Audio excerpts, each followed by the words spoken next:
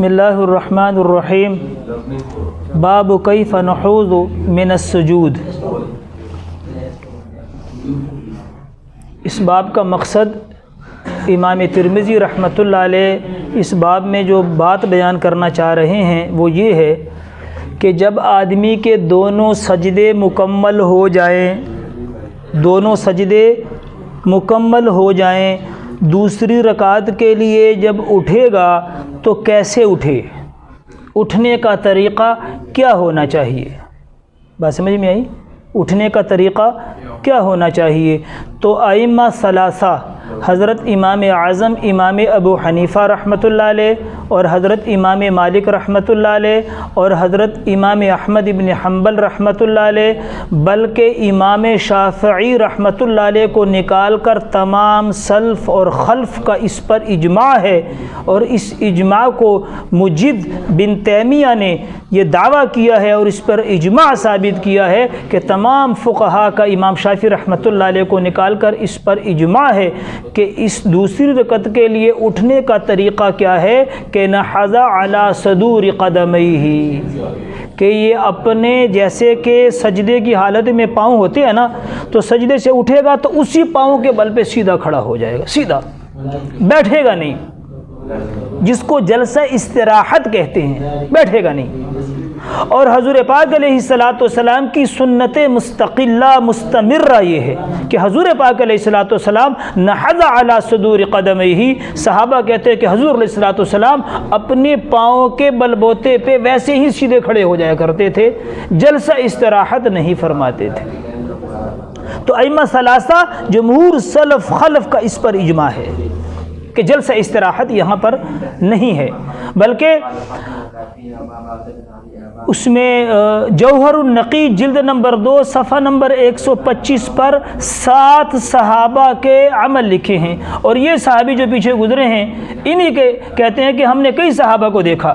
حضرت نعمان بن ابی عیاش رضی اللہ تعالیٰ عنہ کہتے ہیں، اور وہ حضرت عبداللہ ابن مسعود رضی اللہ عنہ کا عمل نقل کرتے ہیں کہ حضرت عبداللہ ابن مسعود رضی اللہ تعالیٰ عنہ جب نماز پڑھتے تھے اور دوسری رکعت یا تیسری رکعت یا چوتھی، بس جب دو سجدے پورا ہونے کے بعد آپ نے قیام کے لیے کھڑا ہونا ہے، تو فرمایا عبداللہ ابن مسعود رضی اللہ عنہ اپنے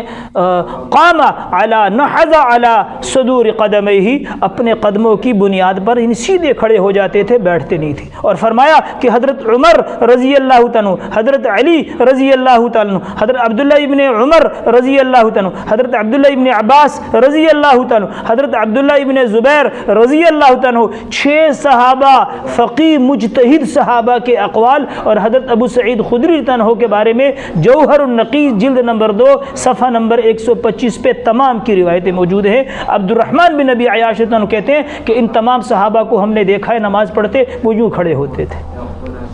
بلکہ بخاری کے شارح حافظ ابن حجر عسقلانی رحمۃ اللہ علیہ درایا جلد نمبر 1 صفحہ نمبر 147 پہ کہتے ہیں کہ صحابہ بھی کیا کرتے تھے، نحض علی صدور قدمیہ، اپنے قدموں کی بل پہ کھڑے ہو جاتے ہیں۔ اور نصب الرایا جلد نمبر 1 صفحہ نمبر 389 389 پر ان تمام صحابہ کے اعمال اور ان تمام صحابہ کی احادیث لکھی گئی ہے کہ حضور پاک علیہ السلام اور صحابہ یوں، اور خود صحابی کہتے ہیں کہ حضور پاک علیہ السلام جب سجدے سے کھڑے ہوتے تھے، ہم نے دیکھا کہ حضور علیہ السلام جب سجدے سے کھڑے ہوتے تھے تو وہ اپنے علی صدور قدمیہ کھڑے ہوتے تھے۔ لیکن یہاں پر امام ترمذی رحمۃ اللہ علیہ نے جو یہ باب باندھا ہے، اس میں مالک بن حویرث رضی اللہ تعالیٰ عنہ کی حدیث لائے ہیں کہ حضور پاک علیہ السلام کو میں نے دیکھا کہ حضور پاک علیہ السلام جب سجدے سے کھڑے ہوئے تو آپ علیہ السلام لم ينحض حتی یستوی جالسا، کہ حضور علیہ السلام تھوڑی دیر بیٹھ گئے، یعنی آپ نے جلسہ استراحت فرمایا، پھر اس کے بعد آپ کھڑے ہوئے۔ یہ بات بھی یاد رکھیں کہ مالک بن حویرث رضی اللہ تعالیٰ عنہ 20 دن کا قیام فرمایا ہے،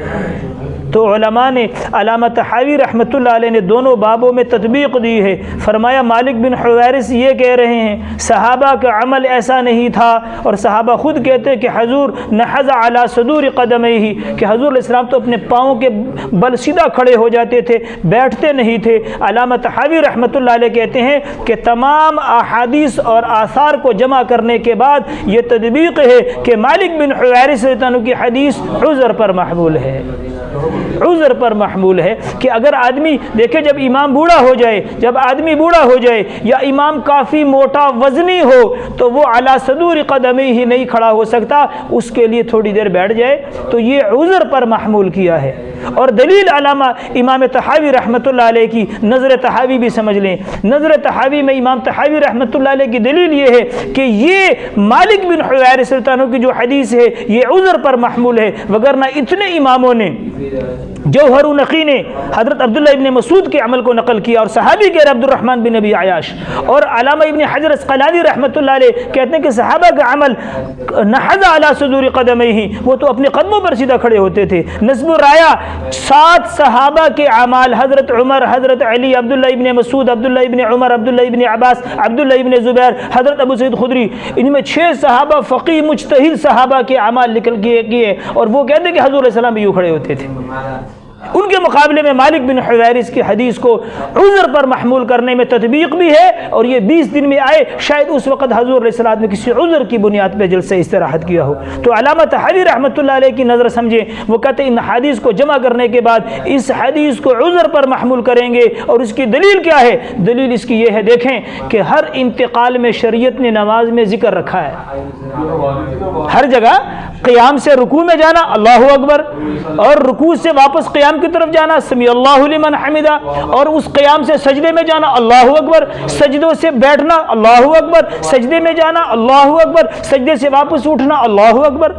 اس جلسے کے بعد کوئی ذکر نہیں ہے، اس بات کی دلیل ہے کہ یہ عذر پر محمول ہے۔ اگر یہ جلسہ جس کو امام شافعی رحمۃ اللہ علیہ سنت کہتے ہیں کہ جلسہ استراحت نماز کی سنت ہے، فرمایا اگر یہ نماز کی سنت ہوتی اس کے لیے بھی شریعت ایک ذکر رکھتی، جب اس کے لیے ذکر نہیں تو معلوم ہوا کہ یہ حضور کی سنت نہیں ہے، یہ عذر پر محمول ہے۔